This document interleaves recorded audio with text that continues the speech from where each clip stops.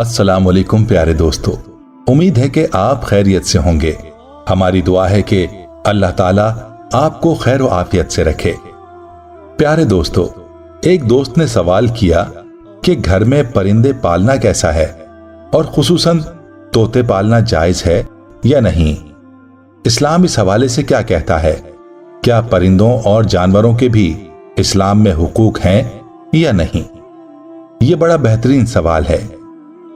जब लोग इस्लाम पर एतराज कर रहे हों, वहां जानवरों के हुकूक की बात करना कमाल की बात है। इस्लाम सिर्फ इंसानों की बात नहीं करता, बल्कि जानवरों के हुकूक की भी बात करता है। इंशाअल्लाह आज की वीडियो में हम आपको तफसील से जानवरों के हुकूक और परिंदों को घर में रखने के हवाले से बताएंगे। प्यारे दोस्तों, वीडियो का आगाज करने से कबल आपसे एक इल्तिमास करना चाहते हैं कि अगर अभी तक आपने हमारे चैनल इस्लामिक टीचर को सब्सक्राइब नहीं किया हुआ तो सबसे पहले आपसे गुजारिश करते हैं कि आप हमारे चैनल इस्लामिक टीचर को जरूर सब्सक्राइब कर लें और साथ ही लगे बेल के बटन को भी प्रेस कर लें ताकि फ्यूचर में आपको अपलोड होने वाली मजीद मालूमाती वीडियोस का नोटिफिकेशन हासिल हो सके। प्यारे दोस्तों, इस्लाम ऐसा मजहब है जो नाजायज पानी बहाने की भी इजाजत नहीं देता। इस्लाम जहां इंसानों के हुकूक की बात करता है, वहीं परिंदों और जानवरों के हुकूक की भी बात करता है। इस्लाम से पहले अरब जानवरों पर जुल्म किया करते थे। अरबों का तरीका यह था कि दो आदमी शर्त लगाते और फिर ऊंट बांध कर खड़े हो जाते। हर एक बारी बारी अपना ऊंट ज़िबा करता चला जाता। जो रुक जाता वो हार जाता। उन जानवरों से दावत की जाती और उसे सखावत की अलामत समझा जाता। बेरहमाना तरीके से जानवरों को ज़िबा किया जाता था। एक जुल्म यह था कि जिन दो जानवरों की जोड़ी होती, अगर उनमें से एक मर जाता तो दूसरे जानवर को मरने वाले जानवर की कब्र पर बांध देते। फिर ना उसे घास देते और ना ही पानी। भूखा और प्यासा रखकर उसे मार दिया जाता। यह सितम सरेआम होता था। अरबों की एक और तरह की संगदिली मुलाहिजा कीजिए। अरबों में जानवरों के साथ जुल्म इस तरह भी किया जाता था कि अरब जानवर को किसी चीज से बांधकर उस पर निशाना लगाते। बांधकर निशाना लगाने की भला क्या तुक। आप सल्लल्लाहु अलैहि वसल्लम ने इस किस्म के जानवरों के गोश्त को नाजायज करार दिया और फरमाया किसी ज़िहरू चीज को इस तरह निशाना ना बनाया जाए। आप सल्लल्लाहु अलैहि वसल्लम ने सिर्फ मना नहीं फरमाया, बल्कि जानवरों के हुकूक की भी बात की। हजरत अनस रज़ियल्लाहु ताला अन्हु से रिवायत है कि आप सल्लल्लाहु अलैहि वसल्लम ने फरमाया, जो भी मुसलमान खेती लगाए या पौधा लगाए, फिर कोई इंसान या परिंदा या चौपाया उसमें से खा ले तो वो उसके लिए सदका होगा। कितनी बड़ी बात रसूलुल्लाह सल्लल्लाहु अलैहि वसल्लम ने फरमा दी। सदक़े की एक किस्म यह भी है। एक शख्स ने नबी करीम सल्लल्लाहु अलैहि वसल्लम से अर्ज किया कि ए अल्लाह के रसूल सल्लल्लाहु अलैहि वसल्लम, मैं अपने हौज में पानी भरता हूं अपने ऊंटों को पानी पिलाने के लिए। किसी दूसरे का ऊंट आकर उसमें से पानी पीता है तो क्या मुझे इसका अजर मिलेगा? तो रसूलुल्लाह सल्लल्लाहु अलैहि वसल्लम ने फरमाया, हर तर जगह रखने वाले में अजर व सवाब है। प्यारे दोस्तों, ये है इस्लाम। इस्लाम अपने मानने वालों में किस कदर हसासियत पैदा करता है, यह हदीस सुने जो बिल्ली को तकलीफ देने वाली औरत से मुताल्लिक है। हजरत इब्ने उमर और अबू हुरैरा रज़ियल्लाहु ताला अन्हु से रिवायत है कि रसूलुल्लाह सल्लल्लाहु अलैहि वसल्लम ने फरमाया कि एक औरत को एक बिल्ली के सबब अजाब हुआ था कि उसने उसको पकड़ रखा था, यहां तक कि वो भूख से मर गई। ना तो उसको कुछ खाने को देती थी और ना उसको छोड़ती थी कि हशरातुल अर्ज यानी जमीन के कीड़े मकोड़ों से अपनी ग़िज़ा हासिल कर ले। इस्लाम अपने मानने वालों को मना कर रहा है कि किसी जानवर पर अजियत ना की जाए, और वैसे जानवर भी रसूलुल्लाह सल्लल्लाहु अलैहि वसल्लम की खिदमत में हाजिर होते थे।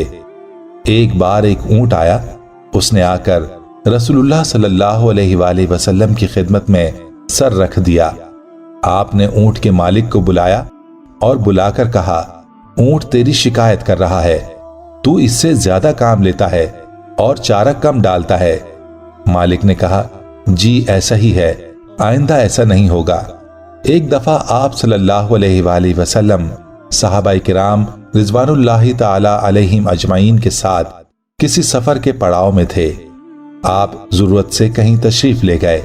جب واپس آئے تو دیکھا کہ ایک صاحب نے اپنا چولہا ایسی جگہ جلایا ہے جہاں زمین پر چونٹیوں کا سوراخ تھا۔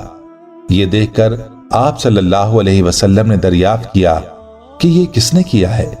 ان صاحب نے کہا، یا رسول اللہ صلی اللہ علیہ وسلم، میں نے کیا ہے۔ آپ صلی اللہ علیہ وآلہ وسلم نے فرمایا، اس کو بجھاؤ۔ غرض یہ تھی کہ ان چوٹیوں کو تکلیف نہ ہو۔ حضرت عبداللہ بن مسعود رضی اللہ تعالی عنہ کہتے ہیں کہ ہم رسول اللہ صلی اللہ علیہ وآلہ وسلم کے ساتھ ایک سفر میں تھے کہ آپ اپنی ضرورت کے لیے گئے۔ ہم نے ایک چڑیا دیکھی جس کے ساتھ 2 بچے تھے۔ ہم نے ان بچوں کو پکڑ لیا۔ وہ چڑیا آ کر زمین پر بچھانے لگی۔ اتنے میں نبی اکرم صلی اللہ علیہ وسلم وہاں آ گئے اور یہ دیکھ کر فرمایا، اس چڑیا کا بچہ لے کر کس نے اسے بے قرار کیا ہے؟ اس کے بچے کو واپس کرو۔ اور آپ نے چونٹیوں کی ایک بستی کو دیکھا جسے ہم نے جلا دیا تھا، تو پوچھا، اس کو کس نے جلایا ہے؟ ہم لوگوں نے کہا، ہم نے۔ آپ صلی اللہ علیہ وآلہ وسلم نے فرمایا، آگ سے عذاب دینا آگ کے مالک کے سوا کسی کو زیب نہیں دیتا۔ پیارے دوستو، یہ تھی جانوروں کے بارے میں چند احادیث مبارکہ۔ اب آئیے اس سوال کی طرف کہ طوطا پالنا یا گھروں میں پرندوں کو رکھنا جائز ہے یا نہیں۔ پیارے دوستو، گھروں میں پرندے رکھنا اور ان کو پالنا شرعاً جائز ہے۔ علماء کرام نے لکھا ہے کہ شریعت میں پرندے رکھنے کی گھر میں کوئی ممانعت نہیں کی گئی۔ بخاری شریف کی ایک روایت ہے جس کے راوی حضرت انس رضی اللہ تعالی عنہ ہیں۔ حضرت انس رضی اللہ تعالی عنہ بیان کرتے ہیں کہ ان کے بھائی ابو عمیر نے ایک چڑیا پال رکھی تھی۔ رسول اکرم صلی اللہ علیہ وآلہ وسلم جب تشریف لاتے تو پوچھتے تھے، اے ابو عمیر، نغیر یعنی بلبل کا کیا کیا؟ وہ بچہ اس پرندے سے کھیلتا تھا۔